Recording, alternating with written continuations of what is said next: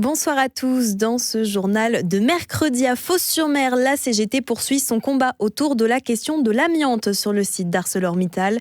Nous reviendrons également sur la qualité de l'eau potable dans la nappe de l'Accro, contaminée par des polluants éternels. Et enfin, notre fil rouge nous a emmenés aujourd'hui à Marseille au Sport Med Summit. On commence donc à Fos-sur-Mer avec la mobilisation de la CGT sur le site d'ArcelorMittal. Plus d'une centaine de salariés se sont réunis ce matin en assemblée générale exceptionnelle. Au cœur des préoccupations, la question de l'amiante. Une procédure pénale a été engagée dans l'entreprise contre l'entreprise et 4 de ses responsables. Ils sont accusés de ne pas avoir communiqué les résultats d'un prélèvement positif à l'amiante. Un dossier sensible qui marque une nouvelle étape dans la reconnaissance du site comme amianté. Reportage de Cassandra Moreau. Le combat pour faire classer le site ne date pas d'hier. La CGT a déjà essuyé un refus de l'État. Maître Julie Andereux, avocate du syndicat. Et la vraie difficulté de ce souci, mais qui devait être justement bénéficié aux salariés, c'est qu'il est impossible de savoir où il y a de l'amiante au sein d'Arcelor. C'est-à-dire qu'il n'y a pas de cartographie, il y a très peu de repérage avant travaux. On l'a expliqué au ministère et en fait, le ministère s'est plutôt servi de ces éléments pour indiquer que nous ne démontrions pas l'exposition significative des salariés à ces calorifugés en amiante. Donc il y a eu une réponse plus que laconique. On a fait des dizaines et des dizaines de pages et en 3 pages, le ministère nous dit pas de classement, refus d'inscription. Si vous êtes malade, vous pouvez bénéficier d'un départ en ACATA, mais vous ne pourrez pas bénéficier du classement intégral de l'usine. Pour les salariés, il est plus que temps que les choses bougent sur ce site aux nombreuses problématiques. Beaucoup de retraités sont partis avec des maladies professionnelles.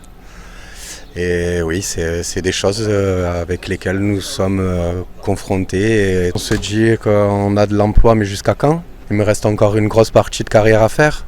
Si demain je me retrouve sur le carreau à 42 ans qui me dit que je vais retrouver de l'emploi. Donc oui, c'est des questions qui sont quotidiennes et c'est des problèmes que nous avons quotidiennement dans nos têtes en allant travailler. Ouais. Rendez-vous important pour la CGT devant l'Assemblée nationale le 11 juin. Une nouvelle étape pour la proposition de loi de nationalisation d'ArcelorMittal.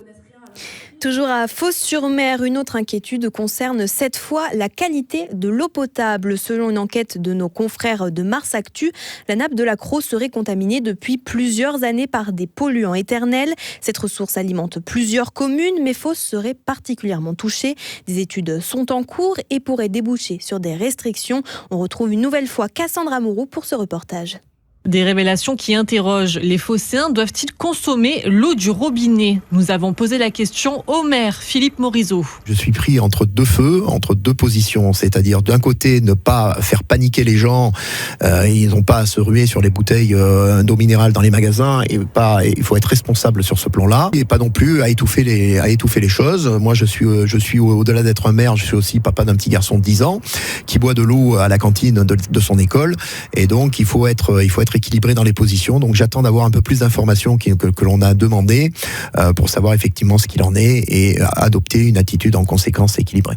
Pour Jean-Louis Sagnal, président du collectif Sauvons nos étangs, la pollution est bien connue et doit faire l'objet de vigilance. Ce qui nous inquiète, c'est que il est avéré qu'il y a déjà eu une pollution d'une partie de la nappe, qu'elle était importante puisqu'il y a eu des dépassements de seuil jusqu'à 6 fois le maximum autorisé.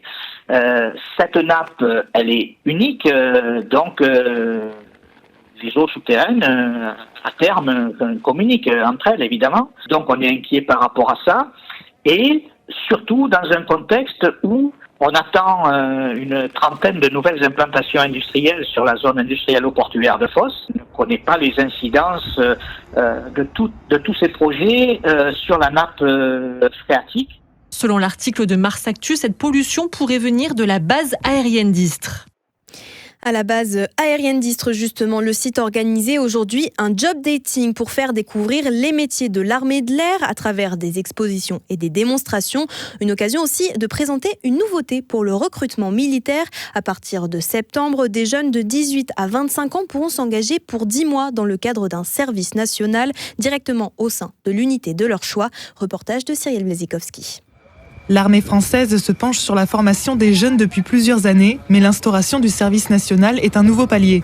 Explication du commandant de la base d'Istres, le colonel Sébastien Estève.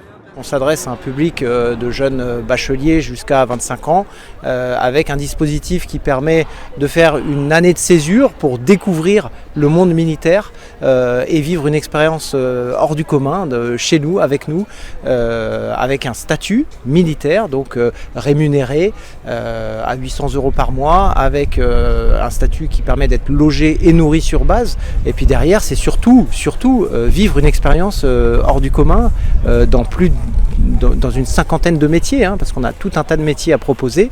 Et donc, si vous voulez, c'est une première expérience professionnalisante. Parmi les unités qui recrutent, celle du sergent Jérémy. Il est fusilier commando parachutiste. Je vous présente donc l'entièreté du matériel de l'escadron de protection.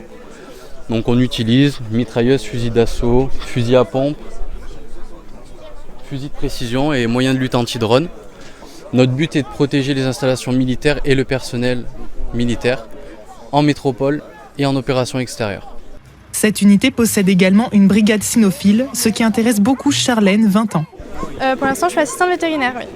Qu'est-ce qui vous intéresserait dans le service national ? Ce serait assistante chenille, mais je vais voir s'il n'y a pas d'autres choses aussi potentiellement qui pourraient m'intéresser. Et peut-être en octobre, je commencerai, oui. 43 postes au service national sont à pourvoir sur la base d'Istres. La première promo commencera en septembre prochain. Et pour le dispositif du service national, il est accessible partout en France métropolitaine avec une formation d'1 mois à Orange ou Évreux avant l'intégration.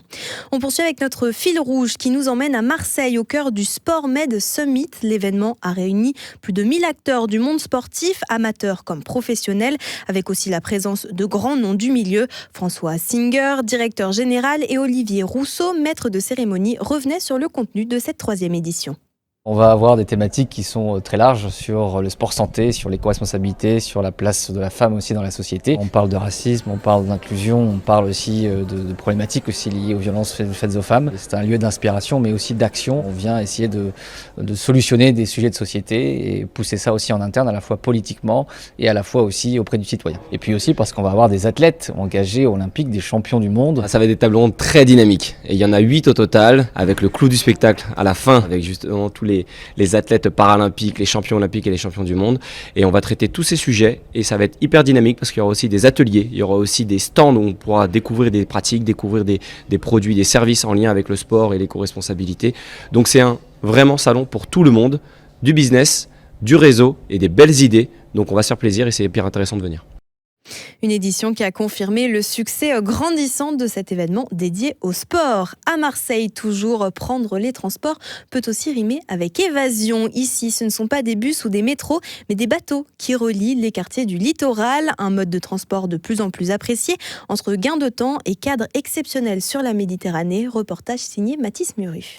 Au fil du temps, les navettes maritimes sont devenues bien plus qu'un simple moyen de transport. Elles relient le Vieux-Port à des quartiers emblématiques comme l'Estac, la Pointe-Rouge ou encore les Goudes, offrant une alternative rapide et dépaysante pour traverser la ville par la mer. Très sympa, rapide, très bien. La vue est magnifique, la météo est bonne, donc ça se passe très très bien. Pour d'autres, c'est aussi l'accueil qui marque les esprits. C'est de la belle marine, c'est un bel endroit. On a aimé la capitaine. Ouais, elle s'est occupée de nous, elle a fait une photo de nous, elle nous a montré où était le vallon des eaux, donc elle était parfaite. Voilà. Vraiment très très bien. Un service apprécié tant des touristes que des habitants, mais qui pourrait encore évoluer. On voudrait que ça dure plus longtemps, parce que c'est d'avril, là, je sais plus, fin septembre, et on trouve que ça devrait continuer de mars à octobre. C'est pas assez long, on trouve. Parce qu'il y a bien les bateaux qui vont free-houle, pourquoi pas les navettes. Il n'y a pas plus de houle et tout, donc ce serait trop bien qu'on nous en rajoute un peu plus longtemps. Qu'elles soient transport pratique ou balade en mer, les navettes maritimes deviennent à l'arrivée des beaux jours une autre façon de vivre Marseille. Et l'occasion aussi de profiter du voyage avec la mer en toile de fond, tout pour plaire aux vacanciers qui viennent visiter Marseille. C'est la fin de ce journal. Merci à tous d'avoir été avec nous. Je vous souhaite une très bonne soirée sur Maritima.